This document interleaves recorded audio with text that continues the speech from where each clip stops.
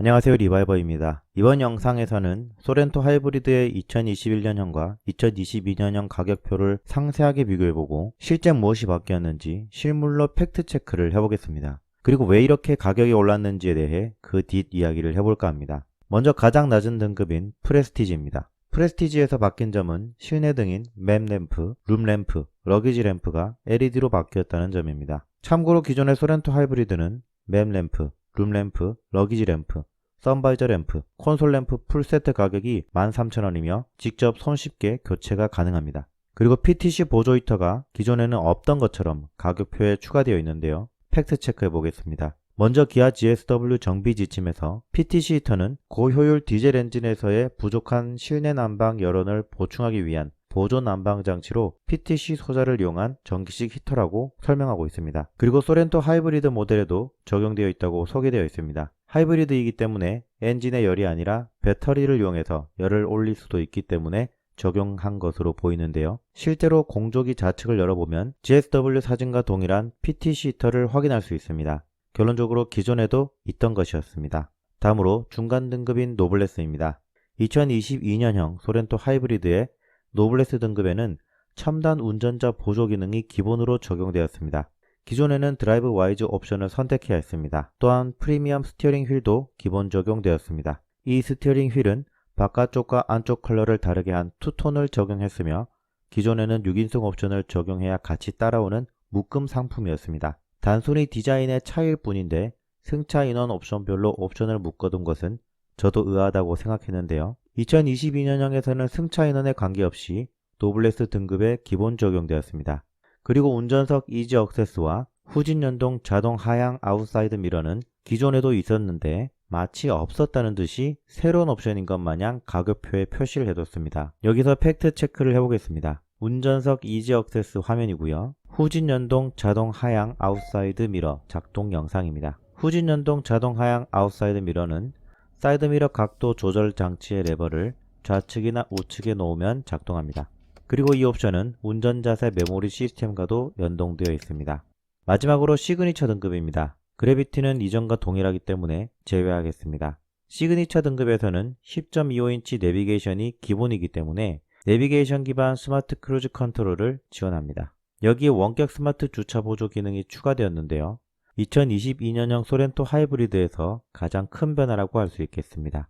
이미 소렌토 MQ4 인터넷 동호회에서도 기존의 2021년형을 주문해 놓고 기다리다가 이번에 이 옵션이 추가된다는 소식에 다시 주문을 넣고 더 기다려야 할지 고민이신 분들도 많았습니다. 그만큼 주차 공간이 좁아 승하차하기 어려운 한국의 실정에 정말 추천하는 옵션이라고 생각합니다. 이외에도 내비게이션 설명에 기아 커넥트와 폰 프로젝션이 새로 적용된 것처럼 보이지만 기아 커넥터는 기존의 유보 앱의 새로운 이름일 뿐이며 폰 프로젝션은 안드로이드 오토를 말하며 이 또한 기존에도 제공하는 기능이었습니다. 참고로 이전 영상에서도 소개해드렸던 M기어스의 M스틱을 사용하면 내비게이션 화면으로 스마트폰과 동일한 기능을 사용할 수 있습니다.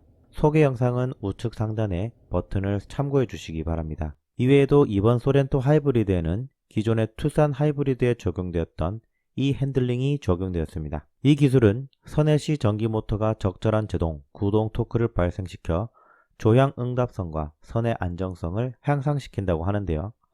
다만 이 기술의 탑재 여부가 일반적인 도로 상황에서는 큰 차이를 느끼지는 못하는 것 같습니다. 실제로 모터그래프의 김상영 기자님은 이 핸들링에 대해 굉장히 좋은 시스템이긴 하지만 일상적인 주행에서 그 차이를 느끼기란 쉽지 않을 것, 굉장히 빠른 속도로 헤어핀을 돌아 나가거나 서킷 주행을 하면 어느 정도 체감이 될 것 같다. 이질감이 들거나 새로운 느낌이 들지는 않는다고 언급한 만큼 큰 차이를 느낄 만큼의 기술은 아닌 것 같습니다. 마지막으로 기존의 2021년형과 2022년형 소렌토 하이브리드의 가격을 비교해보고 얼마나 올랐는지, 그 뒤에는 무슨 사연이 있었는지에 대해 알아보겠습니다. 이 표는 친환경 자동차 세제 혜택 미적용, 개별 소비세 3.5%를 기준한 소렌토 하이브리드 2021년형과 2022년형의 가격입니다. 기존 대비 프레스티지가 124만원, 노블레스가 129만원, 시그니처가 158만원이 올랐는데요. 연식 변경 모델 치고는 상당히 가격이 올랐다는 것을 알 수 있습니다.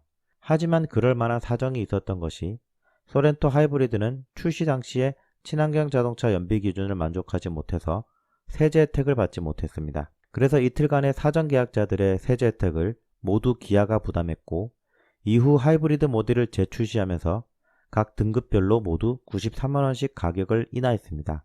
하지만 다시 친환경차 세제 혜택을 받게 되면서 인하했던 93만원도 다시 되돌려놓고 여기에 상품성을 높였다면서 가격을 더 높인 것이죠. 사실상 이번에 오른 가격에서 94만원을 빼면 실제 오른 가격이라고 보는 게 맞겠습니다. 그러면 프레스티지는 31만원, 노블레스는 36만원, 시그니처는 65만원이 올랐다고 볼 수 있겠죠. 하지만 친환경차 세제 혜택을 받음으로써 소비자는 2021년형보다 2022년형을 더 저렴하게 구매할 수 있습니다.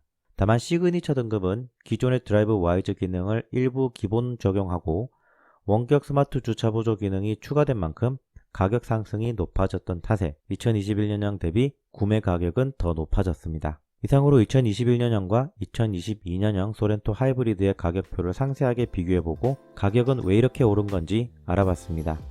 지금까지 저는 리바이버였습니다. 감사합니다.